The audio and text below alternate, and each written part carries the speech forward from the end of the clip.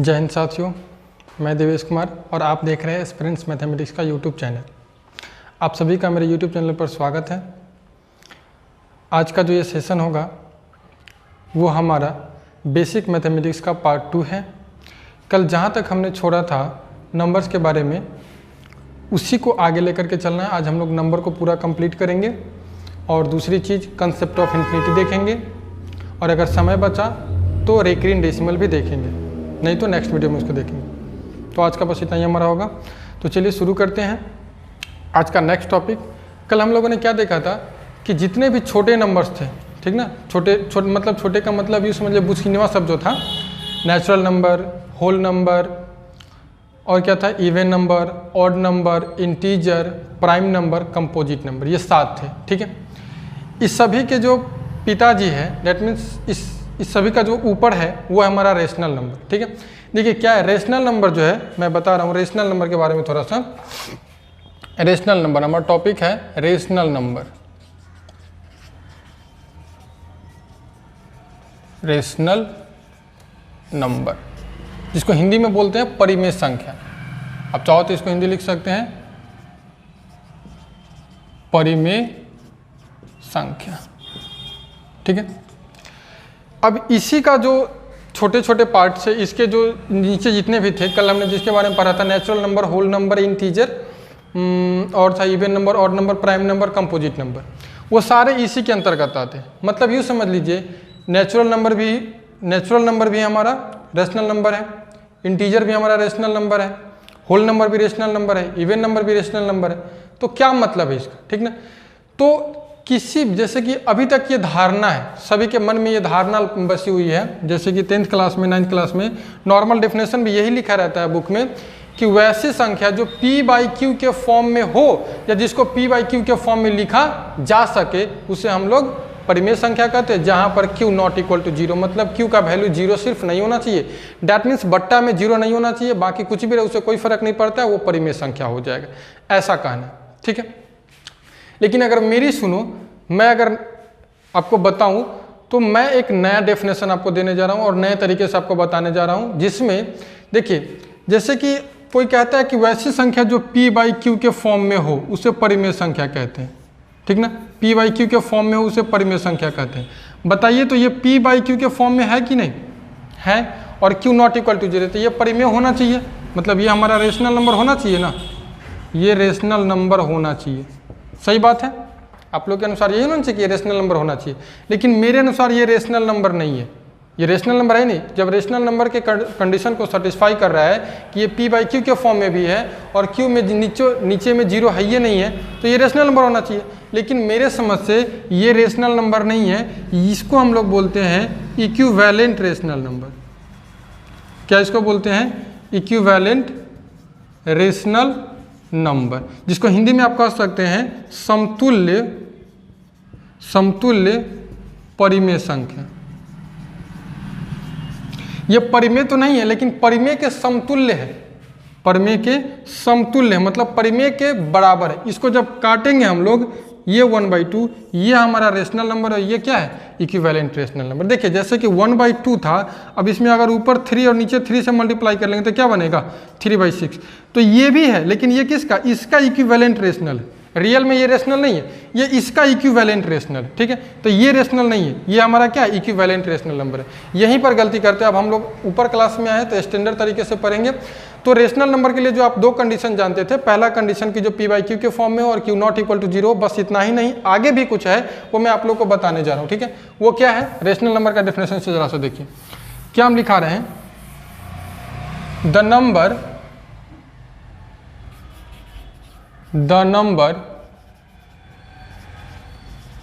which can be written in the form of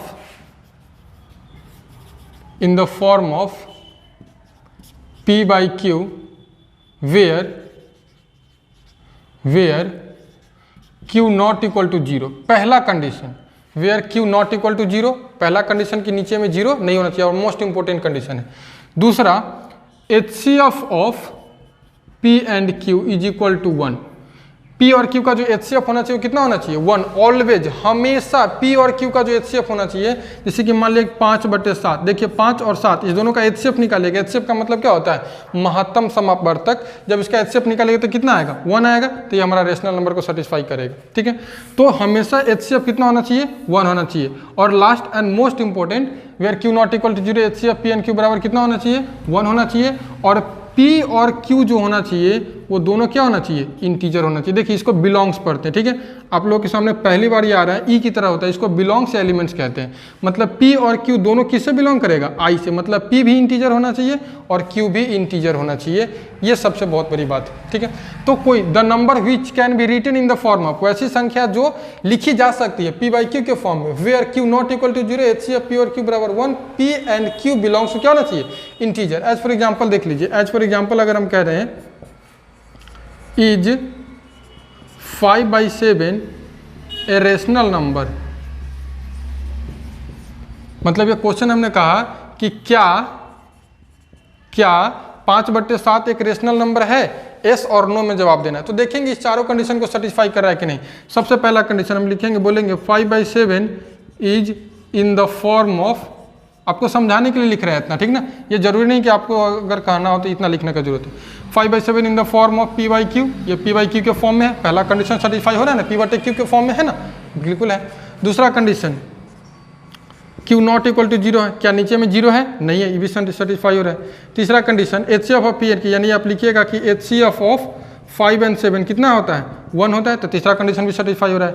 और चौथा condition कि 5, 7 ये दोनों क्या है इंटीजर है। कल के अनुसार आप बताइए कि इंटीजर है कि नहीं, 5 और 7 दोनों क्या हमारा इंटीजर है। हेंस देखिए चारों कंडीशन को सेटिस्फाई कर रहा है, लिखिएगा hence 5/7 is a rational number. Is that clear. देखिए पहला हो गया। दूसरा अगर मान लीजिए इसी में अगर हम कहते हैं दूसरा इज 3/6 ए रेशनल नंबर, क्या 3/6 एक रेशनल नंबर है, तो देख लेते हैं चारों कंडीशन को सेटिस्फाई कर रहा है कि नहीं। अगर सेटिस्फाई कर रहेगा तो क्लियर है, करेगा। यानी हम क्या लिखेंगे, here 3/7 is in the form of P by Q. Clear है, ये 3/6 जो है P/Q के फॉर्म में है ना, क्लियर है, मतलब P/Q के फॉर्म में है। दूसरा Q नॉट इक्वल टू 0 है, बिल्कुल सही बात, Q नॉट इक्वल टू 0 है। तीसरा HCF ऑफ 3 और 6, HCF ऑफ 3 और 6 क्या है 1 है क्या, नहीं, तो 3 और 6 क्या कितना हो जाता है, 3 और 6 का HCF निकालेगा तो कितना होगा 3 आएगा, यही ना, क्योंकि 3 और 6 दोनों का जब महत्तम निकालेगा तो 3 ही ना आएगा। यानी आप लिख दीजिए कि HCF ऑफ 3 और 6 नॉट इक्वल टू कितना 1, यानी यहीं पर लिख दीजिए हेंस 3/6 इज नॉट रेशनल। ये क्या है तो रेशनल, नहीं तो ये मत समझना कि ये इरेशनल बन जाएगा। ये क्या होता है, इट इज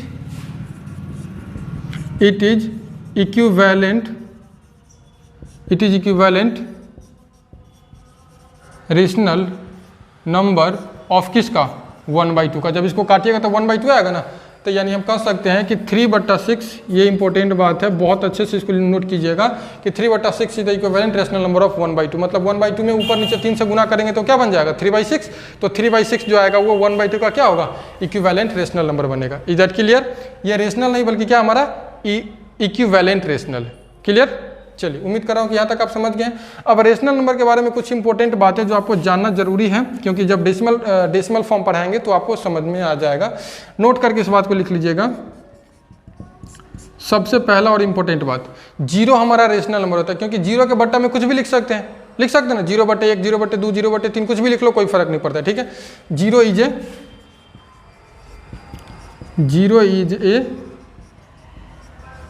रेशनल नंबर, पहली बात। ठीक है, दूसरी बात, कोई भी natural number, whole number, integer, उसके नीचे जो भी था ना वो सारा का सारा रेशनल नंबर है। समझ लीजिए, natural number, whole number, integer, prime number, composite number, even number, odd number, सारा का सारा क्या होगा रेशनल नंबर है, क्योंकि उस सब के बट्टा में 1 लिख सकते हैं। जैसे कि अगर 5 है तो 5/1 नहीं लिख सकते क्या, ये आपका रेशनल नंबर बन जाएगा। किसी भी नंबर के बट्टा में 1 तो लिख ही सकते, इसलिए वो क्या हमारा रेशनल नंबर का फॉर्म है। 3 भी एक रेशनल नंबर है, 3/2 भी एक रेशनल नंबर है, 5 भी एक रेशनल नंबर है, 5/1 भी एक रेशनल नंबर है, वही बात है, ठीक है। तो वो लिखने की जरूरत नहीं है, 0 ये रेशनल नंबर। और दूसरी बात, किसी भी रेशनल नंबर का जो डेसिमल फॉर्म होता है, जब रेशनल नंबर को डिवाइड कीजिएगा, तो ये डेसिमल फॉर्म 2 पार्ट में आ सकता है, 2 तरह का आपका आ सकता है। पहला, हिंदी में पहले बोल दे रहा हूं, पहला उसको बोलते हैं शांत और एक होता है अशांत, ठीक है। देखिए दशमलव प्रसार जो होता है, दशमलव प्रसार यानी जिसको हम लोग बोलते हैं डेसिमल फॉर्म, इसको पहले लिख ही दे रहा हूं, उसके बाद वहां पर बताएंगे, थोड़ा सा समझा देते कहीं पर तो ज़्यादा बेटर होता है। देखिए जैसे कि होता है दशमलव प्रसार जो होता है, दशमलव प्रसार ये कितने टाइप्स के होते हैं, ये 2 टाइप्स के होते हैं, एक होता है शांत और एक होता है अशांत। आप लोग जानते हो 10th क्लास में, जिसको इंग्लिश में इसको बोलते हैं टर्मिनेटिंग और इसको बोलते हैं नॉन टर्मिनेटिंग। मैं इसको मिटा दूंगा, चिंता मत कीजिए, बाद में अच्छे से लिख के बताऊंगा। शांत को बोलते हैं टर्मिनेटिंग, अशांत को बोलते हैं नॉन टर्मिनेटिंग। और नॉन टर्मिनेटिंग में भी 2 प्रकार का होता है, एक होता है अशांत आवर्ती और एक होता है अशांत अनावर्ती। आवर्ती का मतलब कि एक ही नंबर को बार बार रिपीट करने लगे, ठीक है। जैसे कि देखिए, अगर मानते हैं कि हम आपको दे दें कि 3.1212121 मतलब क्या हो रहा है, देखिए इस नंबर को बार बार रिपीट कर रहा है, 1 2 1 2 1 2 1 2, तो इसको क्या बोलेंगे, ये तो एक तो अशांत है, शांत नहीं हो रहा है, शांति से बैठना नहीं चाह रहा है ये, ठीक ना, अशांत है। और उसमें भी एक ही चीज को बार बार रिपीट कर रहा है।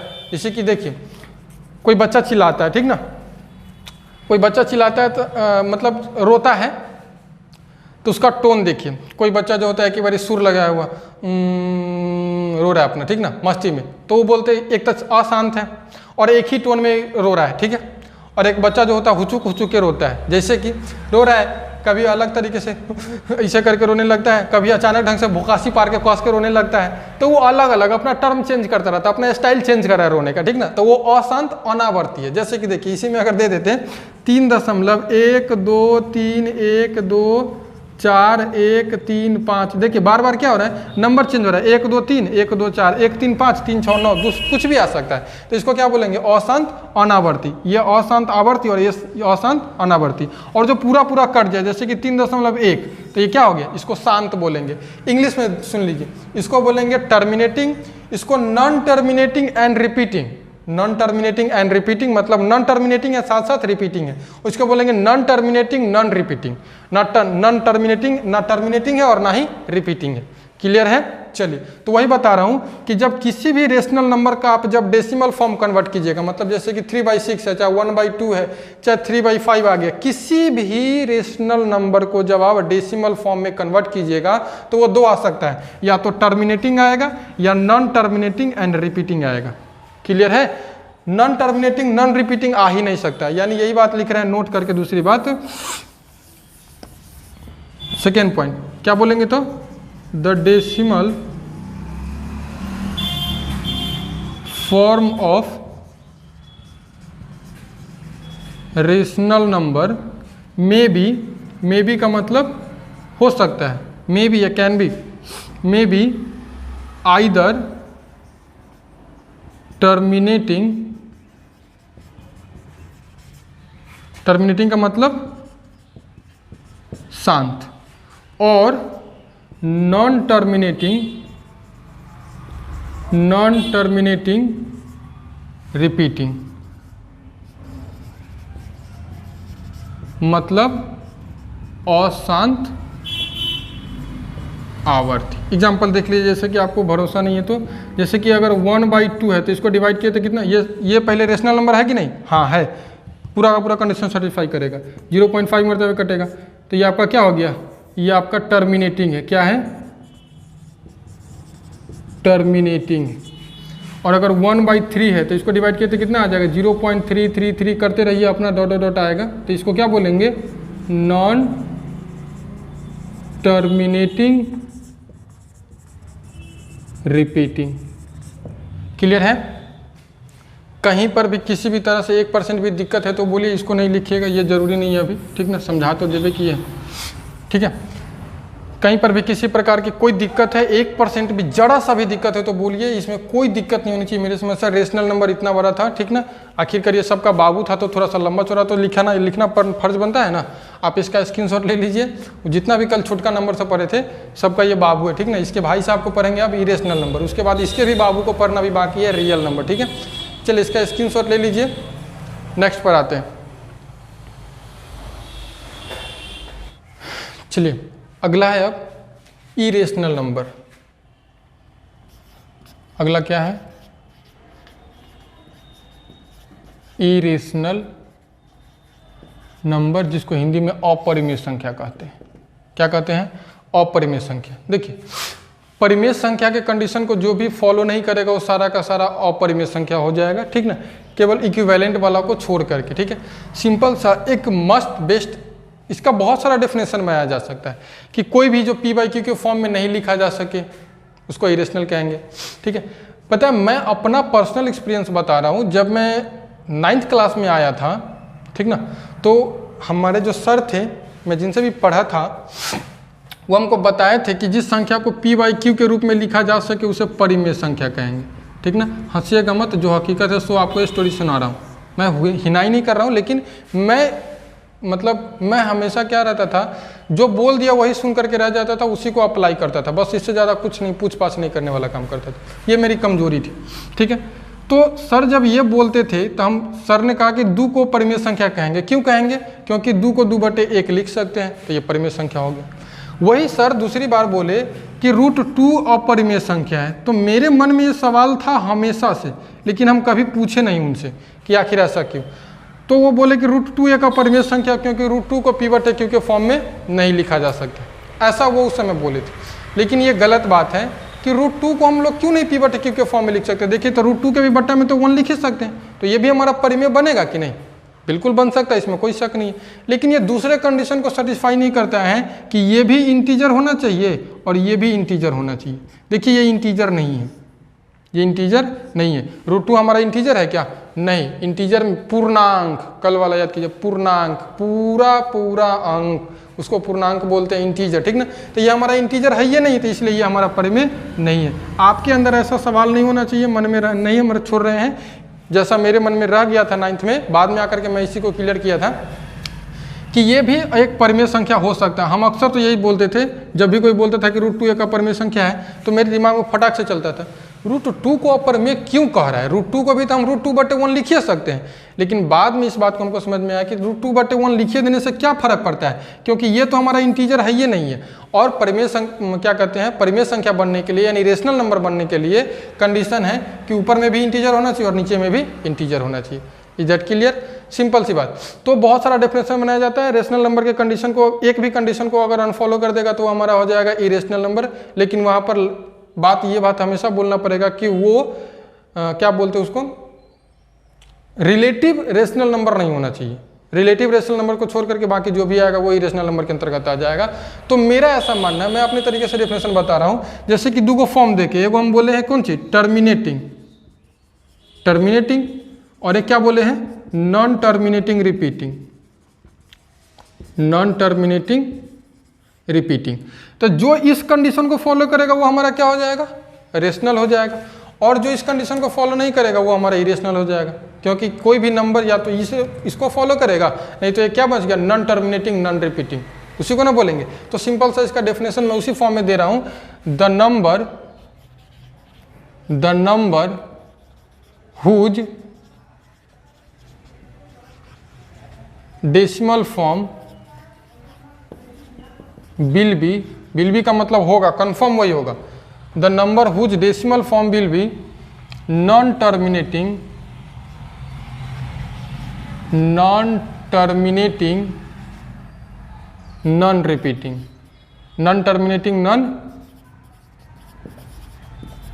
रिपीटिंग, जिसको हिंदी में क्या बोलते हैं, अशांत अनावर्ती, इज कॉल्ड इरेशनल नंबर। क्या बोलते हैं उसको, इरेशनल नंबर, ठीक ना। जैसे कि आप देख लीजिए √2 का वैल्यू जब आप निकालिएगा ना, तो √2 का वैल्यू, करेक्ट वैल्यू आपको कभी नहीं मिलेगा, कभी मिलेगा ही नहीं। आप तोड़ते चले जाओ, वो कभी ख़त्म ही नहीं होता है, ठीक ना। जैसे कि हम लोग सीधा बोलते हैं ना, √2 बराबर 1.411, √3 बराबर 1.732, ठीक ना। लेकिन ये करेक्ट वैल्यू नहीं है, ये लगभग में है, इसके आगे भी बहुत होता है, इसके आगे भी बहुत सारा वैल्यू है। दशमलव के 3 अंक तक ये यथार्थ वैल्यू है, ये 100% करेक्ट वैल्यू नहीं है, बहुत आगे इसमें भी निकलता है। इसलिए देखिए 1.4, 1.4 और भी बहुत सारा नंबर आएगा, ये रिपीट नहीं करेगा दशमलव के बाद, इसको बोलते हैं नॉन टर्मिनेटिंग नॉन रिपीटिंग, ठीक है। और इसमें नोट करके इंपॉर्टेंट बात आपको जो बतानी है वो समझ लीजिए, आप बचपन में भी इस बात को जानते हैं।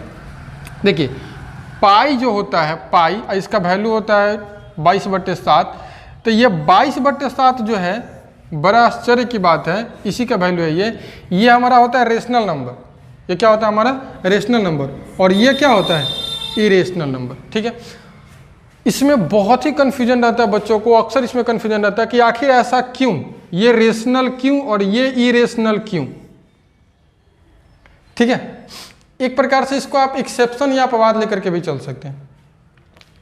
देखिए जब इसका वैल्यू निकालिएगा ना, बिल्कुल ये 100% अपवाद की तरह ही है। अभी तक आप जितना भी देखिए, पहले इसको हम आपको बता दे रहे हैं, इसको बोलते हैं रेशनल, मजा आने वाला, देखिए कुछ नया तो सीखिएगा कम से कम। और ये है इरेशनल।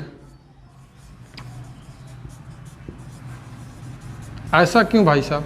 देखिए 22/7 जो है ये रेशनल नंबर के सारे कंडीशन को सेटिस्फाई करेगा। पहला ये p/q के फॉर्म में है ना। दूसरा q नॉट इक्वल टू 0 है। तीसरा 22 और 7 का जब HCF निकाला जाएगा तो वो भी कितना आएगा, एक ही आएगा।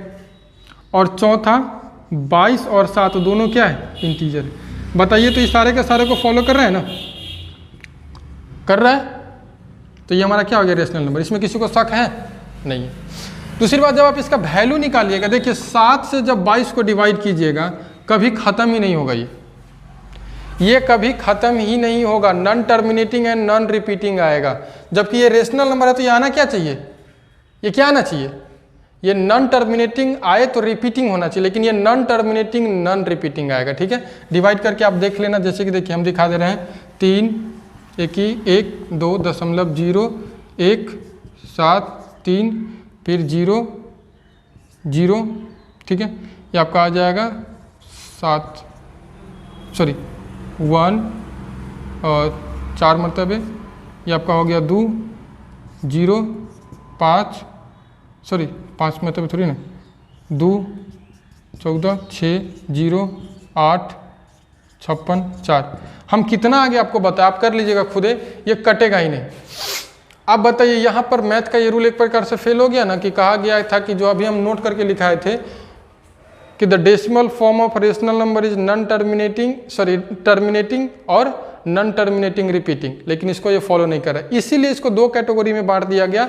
अगर कहीं पर 22/7 लिखा हुआ है, 22/7 लिखा हुआ है, तो उसको हम लोग क्या कहते हैं, रेशनल नंबर कहते हैं, क्योंकि रेशनल नंबर के सारे कंडीशन को फॉलो कर रहा है। और अगर कहीं पर पाई लिखा हुआ है, ठीक ना, पाई का वैल्यू होता है 22/7, तो उसको हम लोग क्या कह लेते हैं, इरेशनल कह लेते हैं, क्योंकि पाई का वैल्यू जब निकाला जाएगा, ये पाई का करेक्ट वैल्यू है, ये निकाला जाएगा तो ये इस फॉर्म में आ जाएगा, इसलिए इसको क्या कह देते हैं, इरेशनल नंबर, ठीक ना। तो ये याद रखिएगा इस बात को, मैं यहाँ पर उम्मीद कर रहा हूँ कि कन्फ्यूजन क्लियर हो गया होगा आज, कि पाई को क्यों इरेशनल और 22/7 को रेशनल क्यों कहते हैं। क्लियर है कि नहीं भाई? हो जाना चाहिए, अगर ना हो आप मैसेज कीजिएगा, मैं आपको और समझा दूंगा अच्छे तरीके से। क्या है यहाँ पर, क्या लिखेंगे, pi is an irrational number but 22/7 is a rational number. Clear है कि नहीं? क्लियर है? चलिए क्लियर है तो अच्छी बात है। आगे आपको थोड़ा सा और 2 पॉइंट बताते हैं। कभी भी अगर किसी 2 रेशनल नंबर को जोड़ा जाएगा, किसी 2 रेशनल नंबर को जोड़ा जाएगा, घटाया जाएगा, गुना किया जाएगा या भाग किया जाएगा, तो उसका जो रिजल्टेंट नंबर आएगा वो भी एक रेशनल नंबर ही होगा। यानी रेशनल नंबर को, ये कई बार पूछा जाता है ऐसा क्वेश्चन, रेशनल नंबर को रेशनल नंबर से जोड़ने पर क्या आएगा, रेशनल नंबर को रेशनल नंबर से घटाने पर क्या आएगा। यानी कहेंगे the sum difference multi product and the division, ठीक ना, sum difference product and division of 2 rational number will be rational. किसी भी दो रेशनल नंबर को जोड़िए, घटाइए, गुना कीजिए, भाग कीजिए तो क्या आएगा? एक रेशनल नंबर आएगा। लेकिन परंतु दो इरेशनल नंबर को जोड़िए, घटाइए, गुना कीजिए, भाग कीजिए, वो रेशनल भी हो सकता है, इरेशनल भी हो सकता है। पल्ले नहीं पड़ा? देखिए, मान लीजिए कि √3 को अगर √3 के साथ जोड़ते हैं तो क्या आ जाएगा? 2√3। एगो √3 मिलकर क्या हो जाएगा? 2 √3। यही अगर √3 में से √3 घटाइएगा तो क्या आ जाएगा? 0। देखिए, ये इरेशनल, ये भी इरेशनल, और जोड़ने पर क्या आ गया? एगो रेशनल आया कि नहीं? फिर घटाने पर क्या आ गया? इरेशनल आ गया। ठीक ना? चाहे आप कह सकते हैं √3 एगो रेशनल नंबर है और इसके साथ जोड़ दीजिए -√3 तो क्या आ जाएगा? 0। तो दोनों को जोड़ने पर भी क्या आ गया? Rational number. दैट मीन्स दो इरेशनल नंबर को जोड़ने, घटाने, गुना करने या भाग करने पर वो रेशनल और इरेशनल दोनों हो सकता है। √3 को अगर √3 से गुना करेंगे तो ये बन जाएगा 3, रेशनल बनेगा कि नहीं?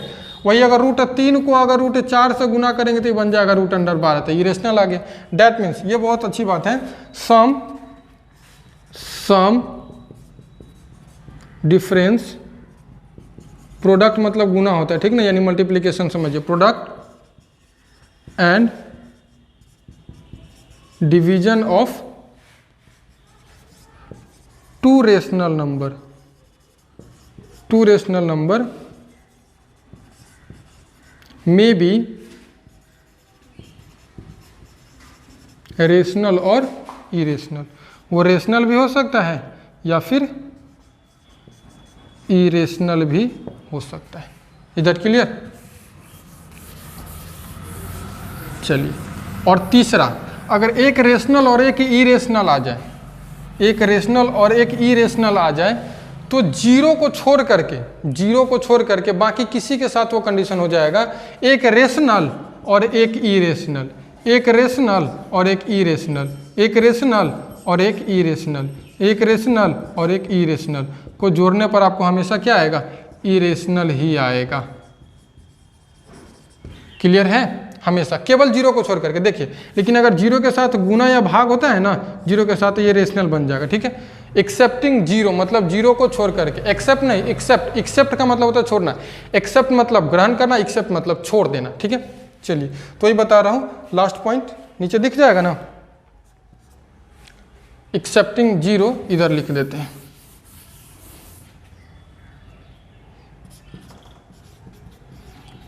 Accepting zero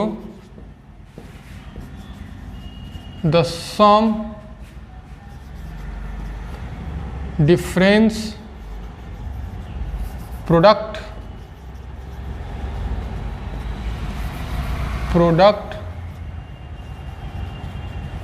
and division of two irrational number will be irrational, sorry, division of two तो गलत ले लिए, एगो rational, division of a rational with rational and irrational will be irrational। Clear? मैं इसका एग्जांपल दिखाना उचित समझता हूँ, इसका एग्जांपल दिखा देते। देखिए, 2 के साथ अगर 3 को ऐड करेंगे तो आपसे अगर कोई पूछा 2 + √3 क्या है, 2 + √3 कैसा नंबर है, तो आप वहाँ पर चौनिया आ जाइएगा। सर जी तो कल रही कि जो P/Q के फॉर्म में होगा वो होगा, या व्हाट इज दैट इरेशनल, अब इसको कैसे दशमलव में बदले। सीधा देखिएगा, एक रेशनल और ये एक इरेशनल, तो ये क्या हो जाएगा, ये आपका हो जाएगा इरेशनल। चाहे 3 के साथ अगर मान लिया कि √2 को घटाना है तो क्या हो जाएगा, ये भी आपका हो जाएगा, ये भी आपका इरेशनल। 3 के साथ अगर मान लिया कि √2 को गुना करना है तो ये भी क्या हो जाएगा, इरेशनल। 3 के साथ अगर डिवाइड करना है √2 को तो ये भी क्या हो जाएगा, इरेशनल। किसी भी एक रेशनल में एक इरेशनल से डिवाइड किया जाए, गुना किया जाए जीरो को छोड़ करके। बट अगर जीरो के साथ मान लिया कि गुना कर दीजिए √3 को तो ये क्या बन जाएगा, जीरो, जो कि क्या है, एक रेशनल नंबर है। चाहे जीरो में अगर रूट 3 से भाग करते तो ये भी क्या हो जाएगा, जीरो। ये क्या है हमारा, ये आपका रेशनल नंबर है,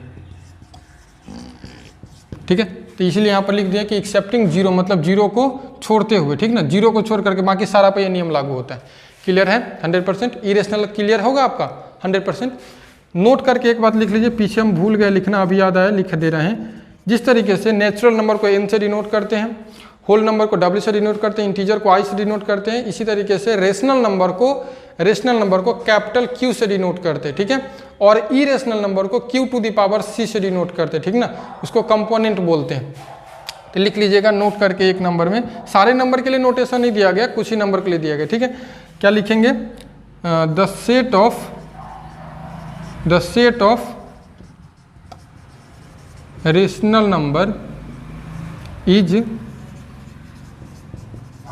denoted by Q, capital Q से, ठीक है। And the set of irrational number is denoted by Q to the power C। 100% clear है, 1% भी दिक्कत नहीं होना चाहिए नंबर में। बहुत बारीकी से जा रहे हैं हम लोग, बहुत आराम से जा रहे हैं, ठीक है। अगर इसमें कहीं पर दिक्कत है तो बोलो भाई, अगर यहाँ पर दिक्कत हो गया तो आगे बहुत दिक्कत होने वाला है। यहाँ पर जो दिक्कत है उसको बोल लो, उसको खत्म करेंगे फिर आगे बढ़ेंगे। अगर अभी दिक्कत होगा तो फिर आगे पछताओगे, ठीक है। चलिए, अब हमारा इसके दादा को भी पढ़ लिए, छोटका जो था उसके चाचा को पढ़ लिए, अब इसके बाबा को पढ़ना है। सबसे बड़ा नंबर, ठीक ना, रियल नंबर, ठीक है, और इमेजिनरी नंबर। चलिए इसका स्क्रीनशॉट लीजिए।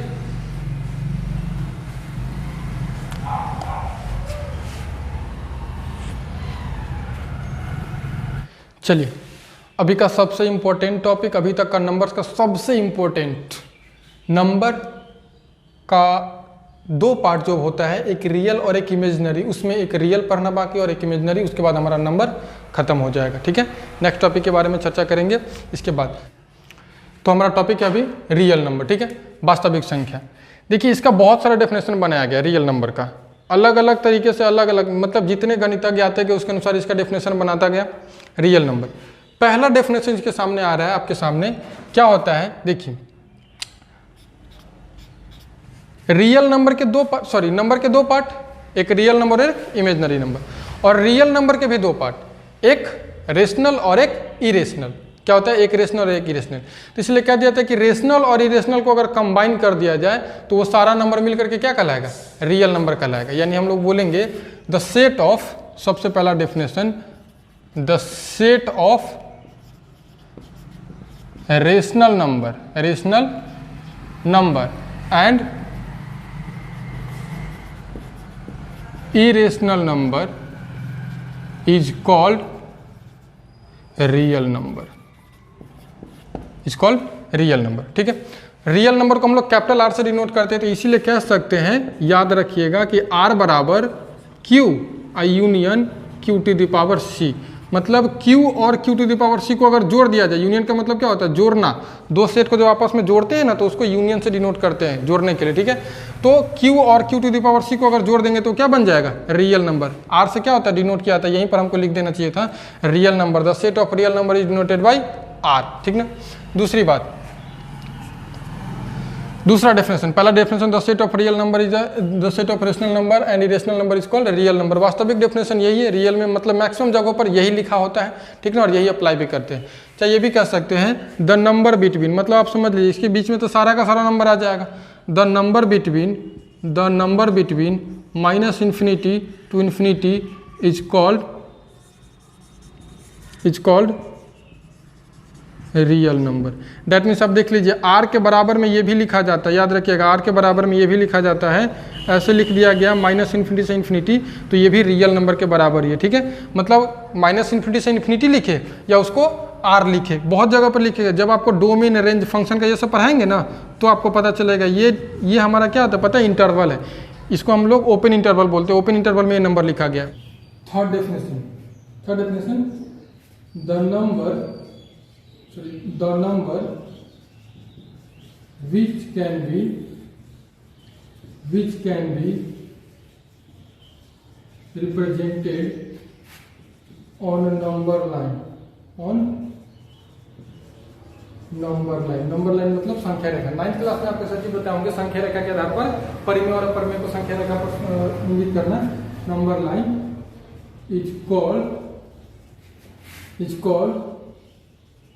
Real number. वैसी संख्या जिसको नंबर लाइन पर रिप्रेजेंट किया जा सकता है उसको क्या बोलेंगे, रियल नंबर बोलेंगे। क्लियर है, कोई दिक्कत नहीं है। अब देखिए एक और डेफिनेशन है, ठीक है, खास नहीं है लेकिन मेरे समझ से तो मोस्ट इंपोर्टेंट वही है क्योंकि ज्यादातर यूज में वही आ रहा है। ठीक है, जब इमेजिनरी नंबर पर जाएंगे तो उसी डेफिनेशन के आधार पर उसको उल्टा करके लिखेंगे। रियल नंबर देखिए किसी भी नंबर का आप अगर स्क्वायर करो ना, किसी भी नंबर का अगर आप स्क्वायर करो, अगर वो एक पॉजिटिव नंबर आपको दे देता है तो आपका रियल नंबर है यानी वास्तविक संख्या है। ठीक है, जैसे कि कोई भी नंबर ले लीजिए, 5 का स्क्वायर बराबर क्या आया 25 जो कि पॉजिटिव है, -5 का स्क्वायर कर लीजिए 25 ये भी पॉजिटिव है, चाहे √3 का स्क्वायर कर लीजिए ये भी आपका 3 पॉजिटिव है, -√3 का स्क्वायर कर लीजिए ये आपका आएगा 3। ठीक ना, यानी किसी भी नंबर, ये भी हमारा वास्तविक संख्या, ये भी वास्तविक, ये सारा का सारा क्या है वास्तविक संख्या। तो सबसे बढ़िया मतलब ये प्रैक्टिकली डेफिनेशन एक प्रकार से दिया गया, क्या आप कर सकते हैं, द नंबर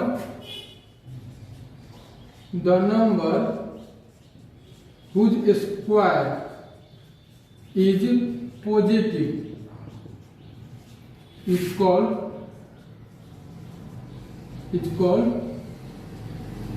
रियल। जिस नंबर का स्क्वायर अगर पॉजिटिव आता है तो उसको क्या बोलेंगे हम लोग, रियल नंबर बोलेंगे। ये 4 डेफिनेशन है, चारों में से सारे के सारे यूजफुल है और मैं सारे के सारे आपको बता दिया, आप समझ सकते हैं। ठीक ना, ये रोटेशन याद रखिएगा क्योंकि ये आगे जब फंक्शन पढ़ेंगे तो उसमें यूज में आएगा, ये भी फंक्शन में यूज में आएगा। ये कोई यूज का नहीं, ये बहुआ वाला डेफिनेशन है, क्लास 9th में जो आप लोग पढ़े थे वही चीज है, बस उसका इंग्लिश मैंने ट्रांसलेट करके लिख दिया है। ये आपको क्लास 11th में पढ़ना है, जब इमेजिनरी नंबर शुरू करेंगे वहां पर आपको इसको बताएंगे। ठीक है, इसलिए लिख दिया।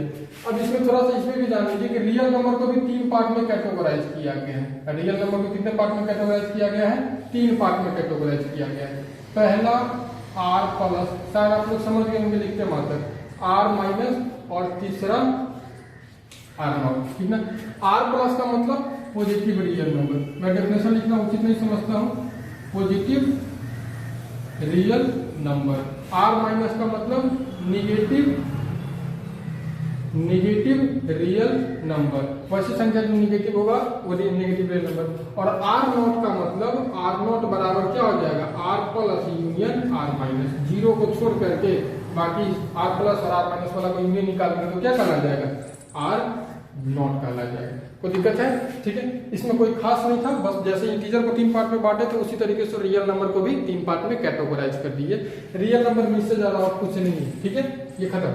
अब देखिए अभी तक जो भी था वो सब तो सब रियल नंबर ही पढ़ रहे थे ना, क्योंकि रियल नंबर का ही छोटका रियल नंबर बाबा, रियल नंबर का बचवा कौन, rational number, irrational number, rational number के बचवा कौन, सारा नहीं चलता, सबका सब तो रियल नंबर ही था। ठीक है, अब है इसमें हमारा इमेजिनरी नंबर, बहुत ही खतरनाक इमेजिनरी नंबर, जिसको हम लोग बोलते हैं हिंदी में अवास्तविक संख्या। हिंदी लिखना उचित नहीं समझते क्योंकि फर्स्ट वीडियो में आप लोग को बता दिए थे इसका सारा हिंदी।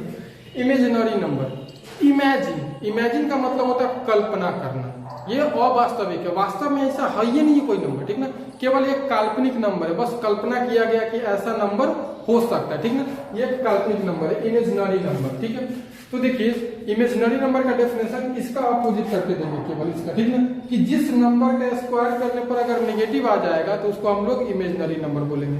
ऐसा कोई नंबर ही हम लोग नहीं सोच पाएंगे। ठीक ना, अभी तक देखिए अगर गणितज्ञों ने सोच करके दे दिया तो हमारे लिए आसान है, लेकिन जब तक उसने नहीं सोचा था तब तक तो हमारे लिए टफ ही था।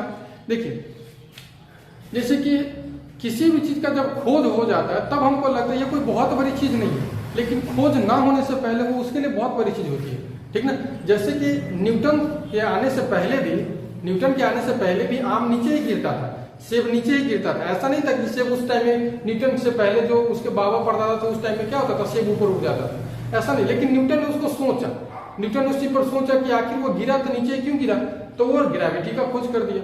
यही होता है। ठीक ना, अब हम लोग किसी चीज पर सोचते हैं तो ऐसा लगता है कि ये तो बहुत आसान है, इसके बारे में तो सर्च हो चुका होगा, पहले से सर्च हो चुका है कुछ ना कुछ। ठीक ना, अब कुछ नया करने के लिए कुछ टाइम लगता है, कुछ थिंकिंग लगता है। आपको क्या लगता है, न्यूटन ने जब ग्रेविटी का खोज किया था एक दिन में उसको हो गया था कि और एक पूरी की पृथ्वी के अंदर गुरुत्वाकर्षण बल, इसलिए तो सब आदमी नीचे खिंचाता है, सब चीज नीचे चला आता है। ऐसा नहीं भाई, बरसों लगा था उसको। ठीक ना, एक चीज पर सोचने पर उसको बरसों लगा था। ठीक है। और ये जो मजाक उड़ाते रहते हैं, मतलब बहुत सारे टीचर्स लोग, चाहे बहुत सारे आदमी भी इसी के मजाक उड़ाते हैं कि न्यूटन 0 लेवल का स्टूडेंट था, गधा था, गधेरा था। ऐसा कुछ नहीं है भाई, जो गधा गधेरा रहेगा वो सब कालिदास नहीं है इंडिया का जो एक और रात विद्वान हो जाए, ठीक है। 0 लेवल भी नहीं रहा होगा इतना, ठीक है, जहां तक मुझे लगता है। चलिए इमेज, वो बात की बात है, खत्म करके उसको अपने टॉपिक पर आते हैं। इमेजिनरी नंबर, ये केवल एक काल्पनिक संख्या है। जिस नंबर का स्क्वायर करने पर अगर नेगेटिव नंबर आ जाएगा तो आपका क्या हो जाएगा, इमेजिनरी नंबर आएगा। आपको बता दें कि अभी तक 2 इमेजिनरी नंबर को मतलब दिया गया है, एक है हमारा आयोटा और एक है हमारा ओमेगा। वैसे बहुत सारा चीज बनाया जा सकता है एक ही इमेजिनरी का प्रयोग करके, ठीक है, लेकिन जनरल मेन इमेजिनरी नंबर है वो जो हमारा, वो आपका क्या है, वो आयोटा है, ठीक है। दिखाऊंगा आपको, देखिए क्या लिखेंगे, if the square of any number, the square of any number is negative, then the number is called imaginary, ठीक है। एग्जाम्पल में देखिए, एग्जाम्पल में क्या है, रूट अंडर -3, ठीक है, रूट अंडर -3, इसका स्क्वायर किया था क्या आएगा आपका, स्क्वायर से रूट कैंसिल होगा, -2 में कैंसिल होगा, तो आपका क्या आ जाएगा -3। इसका मतलब ये जो नंबर है क्या आपका, ये इमेजिनरी नंबर है, जिसको हम लोग हिंदी में कह सकते हैं अवास्तविक संख्या। क्लियर है कि नहीं। तो देखिए ये कैसे होता है, इसको कैसे अलग किया जाता है।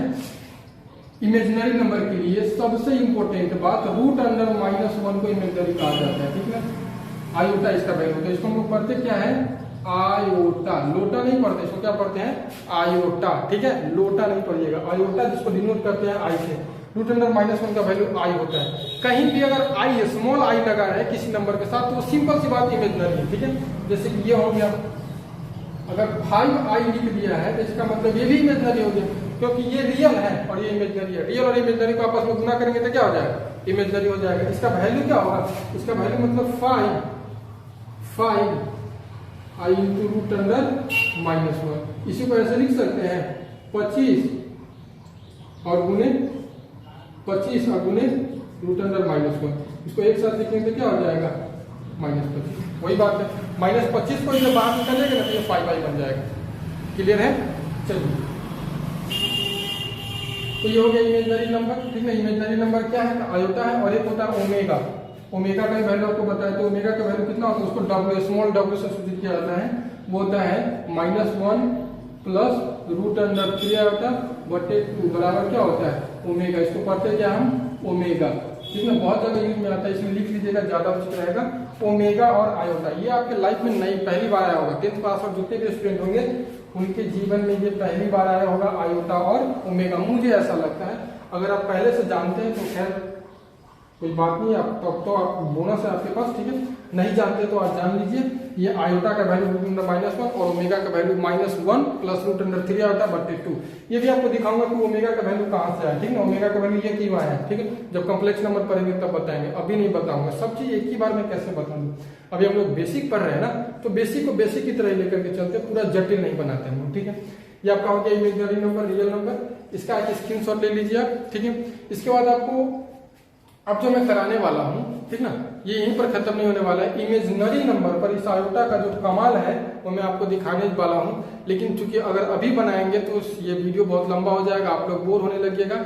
इसलिए कल का जो वीडियो होगा वो इमेजिनरी नंबर के प्रैक्टिस के लिए हम लोग आने वाले हैं। इमेजिनरी नंबर में जितने भी क्वेश्चन आने वाले हैं, इमेजिनरी नंबर से किस तरीके से क्वेश्चन आता है आयोटा पर, वो मैं आपको दिखाऊंगा। थोड़ा सा दिखा ही दे रहा हूँ, ठीक है। अब 1 मिनट पर इसका स्क्रीनशॉट लीजिए, बस एक स्क्रीनशॉट, और एक क्वेश्चन आपसे करा रहा हूँ आयोटा पर। उसके बाद आज के लिए इतना ही रहने देंगे, फिर नेक्स्ट वीडियो में मिलेंगे नेक्स्ट टॉपिक के साथ, आयोटा के साथ और कंसेप्ट ऑफ इंफिनिटी के साथ। चलिए इसका स्क्रीनशॉट लीजिए जल्दी से।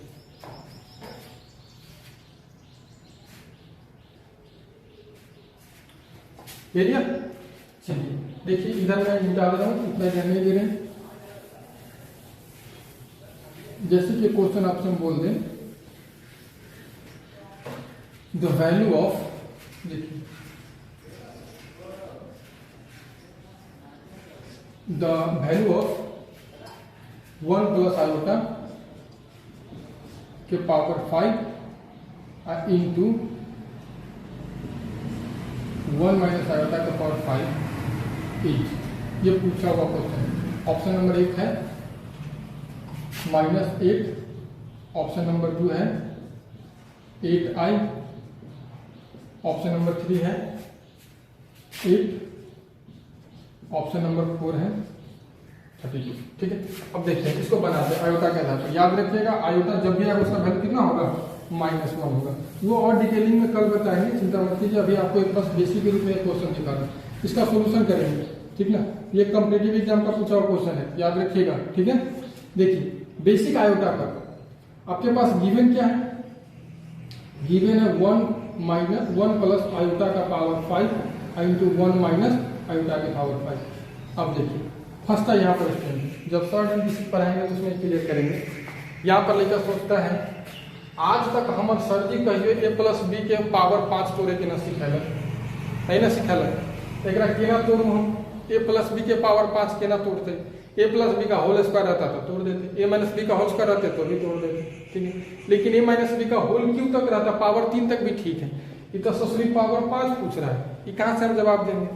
ठीक, तो घबराने की जरूरत नहीं है। ठीक है, इसका भी उपाय है, हम तोड़ने का तरीका इसको 2 तरीके से तोड़ सकते हैं, एक एक्सपेंशन करके इसको a प्लस बी के पावर 5 करके, और नॉर्मल देखिए a प्लस बी के फॉर्मेट मिल जाएगा। इस तरीके से देखिए था एक रूल होता है, यहाँ पर हम लिख दे रहे हैं x के पावर a इंटू वाई के पावर a बराबर आप कह सकते हैं x y के पावर a।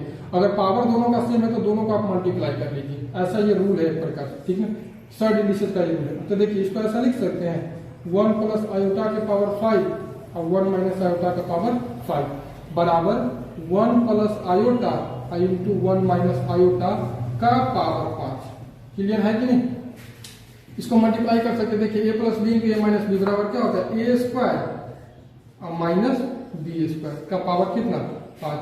1 का स्क्वायर 1, आयोटा स्क्वायर का मतलब आयोटा स्क्वायर का पावर 5। अब एक बात और समझिए, अगर आयोटा का वैल्यू रूट अंडर -1 है तो आयोटा स्क्वायर का कितना हो जाएगा, आयोटा का स्क्वायर की जगह यहाँ से रूट खत्म हो जाएगा, आयोटा का स्क्वायर की जगह कितना हो जाएगा, रूट खत्म हो जाएगा, कितना आएगा भाई -1। आयोटा स्क्वायर का वैल्यू कितना -1, तो माइनस माइनस यहाँ पर क्या हो जाएगा 1 और प्लस 1 का पावर 5 बराबर 2 के पावर 5 बराबर आंसर कितना, यानी आपका सही आंसर क्या हो जाएगा ऑप्शन नंबर 2। क्लियर है, 1% भी दिक्कत इसमें नहीं होनी चाहिए। ठीक है, इसी प्रकार का बहुत सारा क्वेश्चन लेकर के कल का क्लास तो बिल्कुल मत छोड़िएगा। ठीक है, बहुत मजा आने वाला है, इसका कुछ कंसेप्ट सिखाएंगे, उसके बाद कुछ क्वेश्चन प्रैक्टिस कराएंगे और कुछ होमवर्क आपको देंगे बनाने के लिए, तब तो आपको लगेगा कि हाँ हम कुछ सीख रहे हैं, मजा आ रहा है। ठीक है, मिलते हैं कल के वीडियो में, आज के लिए बस इतना ही।